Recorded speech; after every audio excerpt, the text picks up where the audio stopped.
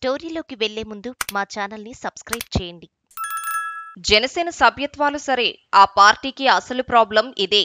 రాష్ట్రంలో జనసేన పార్టీ కొన్ని రోజుల కిందట ప్రారంభించిన సభ్యత్వాల నమోదు కార్యక్రమం భారీ ఎత్తున సాగింది. సుమారు 15 రోజుల పాటు నిర్వహించిన సభ్యత్వ నమోదు కార్యక్రమం సోమవారంతో ముగిసింది. ఇప్పటి వరకు సుమారు 13 లక్షల మంది రాష్ట్ర వ్యాప్తంగా సభ్యత్వాలు నమోదు చేసినట్లు పార్టీ వర్గాలు చెబుతున్నాయి. వాస్తవానికి ముందుగా వేసుకున్న అంచనా ప్రకారం చూస్తే 5 లక్షలకు మించకపోవచ్చు అని అందరూ భావించారు. పార్టీ కూడా ఇదే భావించింది. 5 నుంచి 7 లక్షల మధ్య సభ్యత్వాలు ఉంటే సరిపోతుందని అనుకున్నారు. కానీ ఊహించని విధంగా ప్రజల నుంచి స్పందన లభించింది. జనసేన సభ్యత్వాలు తీసుకునేందుకు వృద్ధుల నుంచి యువకుల వరకు ప్రజలు పోటెత్తి మరీ పార్టీలో చేరారు. ఇంతవరకు బాగానే ఉంది. అయితే అసలు సమస్య ఏంటంటే సభ్యత్వాలు ఉండటం ఎంత ముఖ్యమో పార్టీకి కార్యకర్తలు కూడా అంతే ముఖ్యం. ప్రస్తుతం నమోదు చేసిన సభ్యత్వాలను గమనిస్తే 40 నుంచి 50 ఏళ్ల మధ్యలోనే ఎక్కువ మంది సభ్యత్వాలు తీసుకున్నారు. దీనికి కారణం సభ్యత్వ నమోదు కారణంగా ఇస్తున్న ప్రమాద బీమా 5 లక్షల రూపాయలు తమకు మేలు చేస్తుందని ఎక్కువ మంది భావిస్తున్నారు.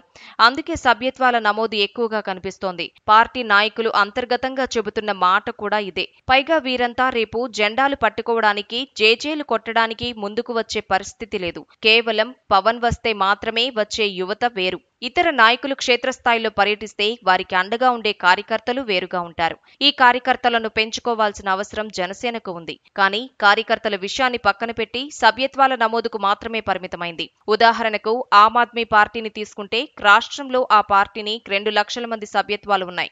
కానీ ఎక్కడా జెండా కనిపించదు. ఎక్కడా జేజేలు వినిపించవు.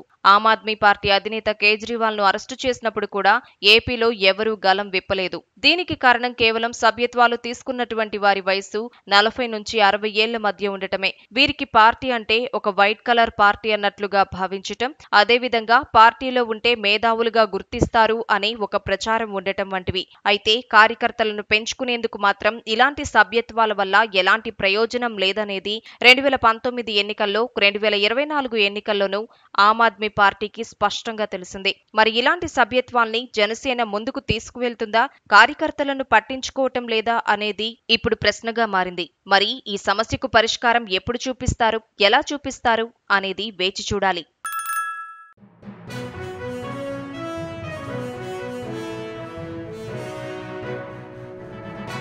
మీ ఊరికి సంబంధించిన సమస్యలను, ఇతర వార్తలను 9440486321 నెంబర్కు వాట్సాప్ ద్వారా వీడియోలను పంపగలరు. వాటిని మా తెలుగు టీవీలో ప్రసారం చేయటం జరుగుతుంది. మెరుగైన సమాజం కోసం మీతో మేము అడుగులు వేస్తాం.